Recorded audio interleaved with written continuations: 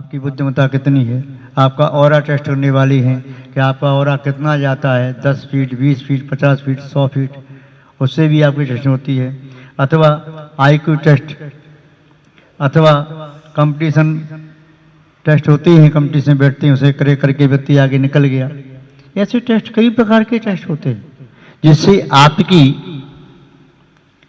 गुणवत्ता है, आपकी क्षमता है, आपकी कैपेबिलिटी है, कैपेसिटी है, एबिलिटी है आपकी, जो वे सब आप जानना चाहते हैं, किंतु जैसे जानना चाहिए वे जानने का सही मार्ग जब तक आप नहीं जानेंगे तब तक आप अपना सही मूल्यांकन करेंगे कैसे। जैसे कितना दूध है, उस दूध को नापने के लिए आपके पास 6 इंची का फुट है, उससे दूध का सही माप हो जाएगा क्या? यदि कपड़ा नापना है, आपके पास 1 लीटर है, उससे कपड़ा नाप लोगे क्या? भूमि है और भूमि नापने के लिए आपके पास लीटर है या किलोवाट है, उससे नाप लोगे क्या? तो मानक जो मापक है ना, माप यंत्र, वह भी तो प्रॉपर होना चाहिए, समीचीन होना चाहिए, तभी तो आप अपना सही मान जान सकेंगे, सही प्रमाण जान सकेंगे, सही मूल्यांकन कर सकेंगे। तो अपना सही मूल्यांकन करने के लिए कैसे जाने? तो आचार्य महोदय ने एक सूत्र लिखा है। क्या सूत्र वाक्य का है श्लोक? कुलीनो ही भवत्येव चतुर्भी सद्गुणी युतः हृष्टाशो मधुरालापी गर्वशून्यो उदारधी। कुलीनो ही भवत्येव, भवती एव सा पुरुषो कुलीनो ही, निश्चय से वही पुरुष कुलीन है। नीतिकारों ने लिखा, आचारः कुलमाख्याति देशमाख्याति भाषणम संभ्रमः स्नेहमाख्याति वप्राख्याति भोजनम। आचरण से कुल की पहचान हो जाती है। इस व्यक्ति का आचरण कैसा है, ये ऊंच कुल का है कि नीच कुल का है, इसकी प्रवृत्तियां कैसी हैं। आपने भगवान शांतनाथ के जीवन चरित्र में पढ़ा होगा, वही सत्यभामा का कथन आता है। आपने शीर्षण राजा की कथा पढ़ी होगी, जो शांतनाथ भगवान हुए, उनकी 2 रानियां नंदिता और एक जो ब्राह्मण पुत्री थी, कपिल ब्राह्मण की पत्नी, जो दासी पुत्र था, उससे शादी हो गई। बाद में उसकी चेष्टाओं से उसने ब्राह्मण पुत्री ने जाना कि ये ब्राह्मण कुल का नहीं है, ये ब्राह्मण कुल का नहीं, चेष्टाओं से जान लिया ना। तो आचरण से मालूम चलती है ये नीच कुल का है कि उच्च कुल का है, इसकी प्रवृत्तियां कैसी हैं, ये गंदी हरकतें करता है कि अच्छी हरकतें करता है, इसकी सोच क्या है, इसके वचन कैसे हैं, उससे कुल की पहचान हो जाती है। तो आचरण से कुल की पहचान होती है। भाषा से देश की पहचान हो जाती है, कौन से देश का है, मराठी है, गुजराती है, या कर्नाटक का है, या तमिल का है, या बिहार का है, बिहारी बोल रहा है, या बुंदेलखंड का है, बुंदेली बोल रहा है, बुंदेलखंडी भाषा, या बदावरी बोल रहा है, या बघेलखंड का है, कहाँ का है, भाषा से मालूम चलता है। संभ्रम स्नेह आख्याति, दूसरे की यह बुराई करो और उसकी बुराई को जो स्वीकार न कर पाए, भ्रम से करनी नहीं, उसमें ऐसी बुराई नहीं होगी। उसे सत्यवाद को भी ढांकने का प्रयास करे, कोशिश करे, तो समझ लेना इस व्यक्ति का उसके प्रति स्नेह है, राग है, इसलिए उसके उस दोष को भी ढांकना चाहता है। बपुरा ख्याति भोजनम, शरीर को देख करके मालूम चल जाएगा इसका भोजन कैसा है, डी-ढोल देख करके। तो यहाँ पर भी 4 गुण दिए कि व्यक्ति अपना सही मूल्यांकन कैसे करे। इन 4 बातों से सही मूल्यांकन कर सकता है। कुलीनो ही भवत्येव, भवती एव स पुरुषो कुलीनः, निश्चय से वही पुरुष कुलीन है। चतुर्भी सद्गुणी युतः, 4 प्रकार के गुणों से संयुक्त है, वही पुरुष वास्तव में कुलीन है। वे 4 प्रकार के गुण कौन कौन से हैं? यद्यपि आप सब जानते होंगे, जानते हैं ना, जानते हैं ना आप? हाँ, आप जानते हैं, सभी जानते हैं वे 4 प्रकार गुण कौन कौन से, फिर भी आपको बता देते हैं। बता दे कि नहीं बताए? जानते हैं तो बताना क्या आवश्यक, चलिए बता देते हैं। तो यहाँ कह रही हैं उच्च कुलीन पुरुष वह है, श्रेष्ठ पुरुष वह है, महान पुरुष वह है, उत्तम नर वह है। आप संस्कृत में पढ़ते हैं उत्तम पुरुष, मध्यम पुरुष, जघन पुरुष पढ़ते हैं। तो उत्तम कौन होता है? उत्तम स्वार्थ, मैं उत्तम हूं, मैं के लिए उत्तम का रहता है। अहम उत्तम एक वचन में, आवाम द्विवचन में, वयम बहुवचन में। सा कभी उत्तम नहीं होता, वह उत्तम नहीं है। मेरे लिए सबसे बड़ा उत्तम तो मैं ही हूं, मैं ही था, मैं ही रहूंगा। कोई व्यक्ति दूसरे के हित में कल्याण उपकार में लगा हुआ है, अपना पतन कर रहा है, तो वह बुद्धिमान है कि मूर्ख है? मूर्ख है, क्योंकि उत्तम को छोड़ करके जघन्य की ओर जा रहा है। मैं तुम्हारे प्रति पूरा समर्पित हूं, अपना हित करके तुम्हारा हित कर रहा हूं, तो मैं उत्तम हूं क्या? उत्तम की तो उपेक्षा कर दी, मध्यम हो गए, उत्तम कहां बचे? और यदि तुम कई भी फिर आज तुमको तुम कह रहा हूं, कल उनको तुम कहूंगा, परसों उनको तुम कहूंगा, तो ये आज मध्यम पुरुष है, कल वह जघन्य पुरुष हो जाएगा। आज वह उत्तम है तो कल वह जघन्य हो जाएगा, तो ये होता रहेगा। इसलिए उत्तम तो सदा सदा हर काल में, भूतकाल में उत्तम कौन था? मेरी आत्मा। और भविष्य काल में कौन होगा? मैं। और तो वर्तमान काल में, तो ये मैं तीनों कालों में उत्तम है। अच्छा, अधोलोक में उत्तम मैं, मध्यलोक में उत्तम मैं, और ऊर्ध्वलोक में उत्तम। तो तीनों लोकों में, तीनों कालों में उत्तम मैं। इसलिए उत्तम स्वात्म द्रव्य, आत्म द्रव्य, सर्व तत्वेषु जीव तत्वम उत्तमम, सर्व पदार्थेषु जीव पदार्थ उत्तम, सर्व अस्तिकायेषु जीव अस्तिका उत्तम, और सर्व द्रव्य हो गया, अस्तिका हो गया, और तत्व हो गया, पदार्थ हो गया, इनमें सबसे उत्तम जीव, महानवान। तो जीव ही सबसे उत्तम है। उस उत्तम जीव द्रव्य के बारे में क्या करें? उत्तम कौन होता है? अब बाह्य चार पहचान दे दी, अरे चार बातें तो बताओ उनके बारे में। जब लड़के लड़की का संबंध करते हैं या करने जाते हैं उनके माता पिता आदि, अरे लड़के की विशेषता बताओ। अरे बहुत होशियार है, ब्रिलियंट है, बहुत सुंदर है, इतना मीठा बोलता है, ऐसा लगता है जैसे मिसी टपक रही, मिसी का रस, शरबत या चाशनी जैसे। क्या इतना चेहरा उसका सुंदर, मुस्कुराता वो चेहरा है, ऐसा लगता है चेहरा देखते रहो। क्या उसकी नीय भरी दृष्टि है। तो विशेषता पूछते हैं ना, दौड़ने में अव्वल है, खेल में अव्वल है, पढ़ने में अव्वल है, या इसका में अव्वल है, तो विशेषता पूछते हैं। तो चार बातें बताओ उसके बारे में, और चार बातें भी अच्छी हैं तो व्यक्ति अच्छा है, और चार बातें खराब हैं तो व्यक्ति खराब है। तो चार बातें बता रही हैं। पहली बात, जो अच्छा होता है प्रसन्न चित्त, हंसमुख होता है, चेहरा लटका के नहीं बैठता, हंसमुख, उदास नहीं होता। तो ये क्या हमारा क्षण गया, क्यों उदास बैठे, रोई से बैठे थे। एक व्यक्ति से पूछा, भाई इसने एक चुटकुला सुनाया और तुम रो रही हो, क्या बात हो गई? नहीं रो नहीं रहा, मैं हंस रहा हूं। लगता है सर आप तो रो रही हो। अरे भाई क्या कर, मेरा चेहरा ही ऐसा है। इनका चेहरा रोते जैसा हुआ, क्यों? कि बचपन से ऐसा ही बना रहा, मुंह लटकाई रही, तो चेहरा रोता हुआ सा हो गया। और ऐसा चेहरा देखो तो ऐसा होता है, देख करके मुस्कुराहट आ जाती, तो मुस्कुराता हुआ चेहरा।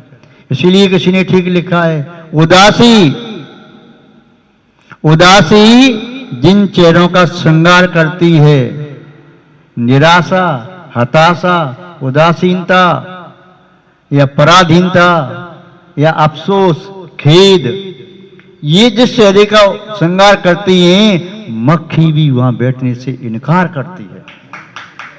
उदासी जिन चेहरे का श्रृंगार करती है, मक्खी भी वहां बैठने से इनकार करती है। और जो चेहरा प्रसन्नचित्त होता है, बालक छोटा भोला भाला सा हो, तो उसको गोदी में लेने की इच्छा होती है। तो वह लगता है भगवान भी हम जैसे बच्चों को हंसेंगे, मुस्कुराएंगे तो गोदी में लेने का प्रयास करेंगे, और रोएंगे तो रोते रहो, तुम जाओ, हम तो गए। तो रोते रोते मत रहो। और आचार्यों ने कहा है, जो व्यक्ति धर्म ध्यान कर रहा है उसके चेहरे पर मुस्कुराहट रहती है, प्रसन्नता रहती है। मुख प्रसन्नम विमला च दृष्टि गुणानुराग मुद्राचवाणी। तो ये उत्तम पुरुष के लक्षण होते हैं। तो महानुभाव यहाँ बता रहे पहला लक्षण हृष्टाश्व, वह हंसमुख होता है, प्रसन्न चित्त होता है। अरे तुम्हारा क्या गिर गया, कौन रो रहे हो, क्यों उदास हताश बैठे हो, शांति से रहो, जो तुम्हारा वो तुम्हारे पास है, कोई छीन नहीं सकता, दूसरे का तुम ले नहीं सकते, क्यों मुंह बना के बैठे हो, लटका के बैठे हो, मुंह फुला के क्यों बैठे हो। तो घर में ही बैठ जाओ तब भी अच्छा नहीं होता, जब देखो तो सनक, उनका मुंह फूला ही रहता है। अब क्या करें उनका, या गुस्सा तो उनका चेहरा मतलब लाली बना रहता है, गुस्सा नाक रखी रहती है, अब क्या करें के लिए। तो वही नहीं, प्रसन्नचित रहो बस। प्रसन्नचित रहने वाली व्यक्ति की अनायास सब जगह मित्र बन जाते हैं, सहयोगी बन जाते हैं। और उदास रहता है तो उसे व्यक्ति घर परिवार वाले भी रास्ता काट चले जाते, भैया न जाने कौन से मूड में है, इसलिए छोड़ो उसे। तो पहला लक्षण क्या कहा, हृष्ट हास्य। दूसरा मधुरालापी, मधुर वचन बोलो। जीभ घिस रही है क्या, छोटी हो जाएगी क्या मीठा बोलेंगे तो, फिर क्या बात है, फिर कड़वा क्यों बोलते हो। जीभ घिस गई होती या रुतबा घट गया होता, जो तुमने क्रोध से कहा था वो यदि प्यार से कहा गया होता, न तो जीव घिसती न रुतबा घटता। प्रिय वाक्य प्रदानी ने सर्वित्व सज्जनतवा तस्मा तदीव वक्तव्यम, बचने का दर्द था। प्रिय वाक्य बोलने से सबको संतुष्टि मिलती है। ऐसी वाणी बोलिए मन का आपा खोए, और उनको शीतल करे आपो शीतल होए। और साधु की वाणी तो वैसी भी बड़ी प्रिय होती है। भ्रम रोग हर जिनके वचन, मुख चंद्र ते अमृत झरे, ऐसे लगे अमृत झर रहा है। तो दूसरा लक्षण श्रेष्ठ पुरुषों का, उत्तम पुरुषों का, महापुरुषों का दूसरा लक्षण मधुरालापी। वे न चीखेंगे, न चिल्लाएंगे, न क्लेश करेंगे, न उनके चेहरे पे बारे बजेंगे, उनका चेहरा तो मुस्कुराता रहेगा गुलाब के फूलों की तरह से। मधुर बोलो, उससे आपको भी संतुष्टि, सामने वाले संतुष्टि, पुण्य का भी यश, धर्मजान बनेगा। तीसरा लक्षण गर्व शून्य। महापुरुष का लक्षण है अहंकारी नहीं होता, बड़ा विनम्र होता। भाई देखो महाराज, इस पे इतना पैसा है फिर भी इतना विनम्र, लो आपके सामने आके जमीन पे बैठा है, और सामने वाला व्यक्ति हो तो फर्श पर नहीं बैठेगा, चेयर चाहिए, चेयर नहीं सोफा सेट चाहिए, और अच्छा चाहिए, चाहिए वो चाहिए, यूँ चक्र काटेगा। कितने विनम्र हैं महाराज जी, साल में करोड़ों का दान करते हैं, इतने सिंपल रहते हैं, सिंपल वेशभूषा, न कोई आभूषण पहनते, सोने का त्याग, रत्नों का त्याग, सबका त्याग, और दान करते हैं गुप्त रूप में, बोली नहीं लेते कभी, फिर गुप्त में चुपचाप दे जाते हैं। यदि कभी बोली, कई लोगों ने कहा भी बोली आप ले लो, बोली किसी ने छोड़ दी तो ये कहते हैं ठहरो, 1 2 3 करने के पहले पैसा निकाल के तुरंत देंगे, अब 3 कर दो। मैं कर्ज लेकर के मरना नहीं चाहता, तुरंत बोली ली, तुरंत ही चुका दिया। ऐसा नहीं कि कमेटी वाले चक्कर काटते रहे, कमेटी वालों के जूते चप्पल किसे आए, महीनों वर्षों तक मांगते रहे, वो दान नहीं है, वो तो दान न देने से भी ज्यादा बदतर है। इसलिए आप दान दो तो ये भाव रखो कि अपने जैन दस में दान दिया जाता है, बोला नहीं जाता है। ऐसा नहीं है महाराज जी एक दिन का हरदान मेरी तरफ से बोल दिया, मैंने बोल दिया, अब आप भूखे बैठे रहो, मैं बोल दिया दे दूंगा, मैं साल में 2 साल में 50 साल में, मैंने तो कर्ज थोड़ी लिया। ज्ञान दान में आपको दे दूंगा, मैंने बोल दिया, दूंगा नहीं, बोला मैंने भी। औषधि दान, आपका स्वास्थ्य खराब है, मेरी तरफ से औषधि दान, भैया दो तो सही, नहीं अभी नहीं, 2 4 साल तब तो मर ही जाएंगे, औषधि। तो जैन दस में दान बोला नहीं जाता। बसत का दान, ठंडी में महाराज बिहार करके आए थे, सुख रहे थे, बहुत ठंडी लगी, कहाँ पर रहे थे महाराज, मेरी तरफ से बसत का दान, मेरे मकान में रुक जाना। आप कहाँ है मकान, मैं प्लॉट खरीदूंगा फिर मकान बनवाऊंगा, उसमें आप रुक जाना। तो वो ऐसी कहना समाधि को प्राप्त हो जाए। तो दान बोलना नहीं। तो यहाँ क्या कहा, गर्व शून्य, अहंकार से रहित, कितना भी दान दिया, पूजा पाठ, स्वाध्याय, साधु सेवा वही होती, सब कुछ किया, तीर्थ यात्राएं की, पर घमंड नहीं, गर्व शून्य, ये महापुरुष का लक्षण है। महापुरुष सागर की तरह से गहरा होता है, जैसे सागर गहरा होता है उसमें रत्न छुपे होते हैं, ऐसे महापुरुष में भी गुण रूपी बहुत से रत्न होते हैं। उथला पुष्प होता है तो गड्ढे की तरह से होता है, कीचड़ होती है उसमें, तो ऊपर भी कीचड़, थोड़ी हवा चल गई तो कीचड़ धुल गई, फिर घुल जाने से पानी फिर मैला हो गया। और चौथी बात क्या कही, वह कही उदार धी, उदारता, जेनरसिटी, उसमें उदारता का भाव होता है, कंजूसी का भाव नहीं। दो, आज पुण्य का उदय दे दो, कल का चिंता न करो। कल पुण्य का उदय आएगा या पाप का उदय आएगा, देने से मेरा पाप भी पुण्य में बदल जाएगा और न देने से मेरा पुण्य भी पाप में बदल जाएगा। कंजूसी करने से बढ़ेगा नहीं, घटेगा मेरा यह वैभव। पुण्य का फल नष्ट हो जाएगा तो मैं क्या करूंगा? चलिए देव जो आज है सो देव, छोड़ो मत। जैसे कोई आपसे कहे कि आपका धन दूना हो जाएगा तो आप क्या करोगे? समग्र धन को दे दोगे, अच्छा दूना हो जाएगा। कुछ फ्रॉड कंपनियां वर्तमान काल में चल रही हैं जो आपको लोभ देती हैं, 2-4 महीने आपको ब्याज देंगी, 5 रुपये सैकड़ा का, 10 रुपये सैकड़ा का, और 1 आध महीने ब्याज दे करके तो आप लोभ में आकर के अपना धन तो ठीक है बाहर से उठा के धन दे देती हैं। ये कंपनियां फिर बाद में लापता हो जाती हैं, भाग गई और आप लुट गए, बर्बाद हो गए। तो ऐसे लोभ में मत पड़ो। परंतु यहाँ दान क्या है? दान एक ऐसी कंपनी है जिससे आपका धन दुगुना तिगुना चौगुना नहीं, 1000 गुना, लाख गुना, करोड़ गुना अनंत गुना होता है। वट के बीज की तरह से एक बीज बोया, उससे बहुत सारे वट के फल प्राप्त हुए, वट वृक्ष के, और एक एक फल में अनेक बीज प्राप्त हुए और हर साल इतने फल आते हैं और फलों में इतने बीज निकलते हैं। तो ऐसा वह उत्तम पात्र को दिया गया दान का फल होता है। तो यहाँ पर अपना सही मूल्यांकन करने के 4 हेतु दिए, 4 आयाम दिए, 4 घटक दिए। इनके माध्यम से आप अपनी समीक्षा, अपना मूल्यांकन कर सकते हैं और अपना मूल्यांकन हमेशा करते रहना चाहिए, जिससे यदि अपने अंदर गिरावट आ रही है तो सुधार कर सको। मकान में टूट फूट हो रही है तो आप मिस्त्री को बुलाकर उसे सेट कराते हो।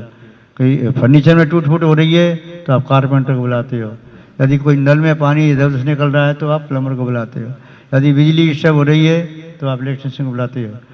ऐसे ही अपना सही मूल्यांकन करते रहो। जैसे दुकान को देखते हो, मकान को देखते हो, गोदाम को देखते हो, सामान को देखते हो, अपने आप को भी देखो। जो आपके अंदर टूट फूट होगी तो उसे सुधार लोगे, आप ना सुधार पाओगे तो गुरु महाराज मेरी टूट फूट हो रही है, मेरा मन खराब हो रहा है, सर सुधार देना, तो वे सुधार देंगे। तो अपना सही मूल्यांकन करना परम आवश्यक है। बस इतना ही पर्याप्त समझते हैं, शेष पुनः कभी चर्चा करेंगे। जय बोलिए श्री शांतनाथ भगवान की।